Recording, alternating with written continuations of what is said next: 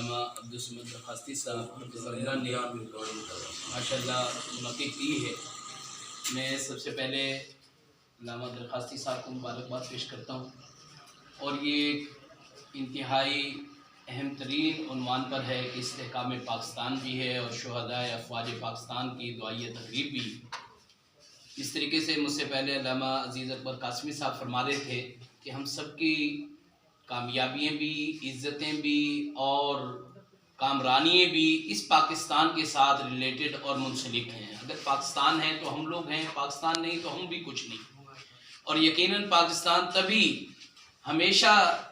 सलामत रहेगा कि जब अर्श वाला रब इसकी हिफाजत फरमाएगा और फर्श वाले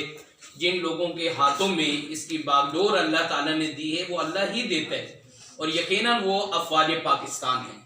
हमारे अफ़वाज पाकिस्तान के लिए हमेशा ये हमारे ईमान का हिस्सा भी है ये बातें,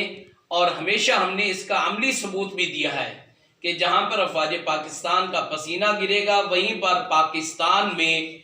इदारों में, मदारिस में, मसाजिद में ये पढ़ने वाले तलबा, इन चटाइयों पर बैठने वाले असातिज़ा इकराम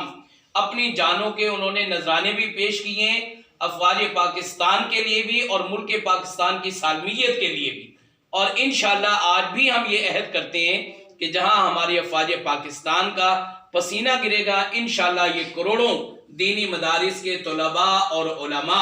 अपनी जानों के इंशाअल्लाह मुल्क की सालमियत के लिए भी, इस्लाम के लिए, अक़ीदा तौहीद के लिए, अक़ीदा ख़त्म नबूवत के लिए और नामूस सहाबा के लिए अपनी जानों का आखिरी नजराना पेश करेंगे। और इंशाअल्लाह अफ़वाज पाकिस्तान का जहां पसीना गिरेगा हम अपना खून बहाने के लिए अज़म करते हैं और उन शुहदा को मैं सलाम अक़ीदत पेश करता हूँ, सलाम जुरत पेश करता हूँ कि जिन्होंने अपनी जानें तो दे दी लेकिन अर्ज़ पाकिस्तान पर कोई हर्फ ना आने दिया। अल्लाह पाक शुहदा की शहादत अपनी बारगाह में कबूल फरमाए और तमाम शुहदा को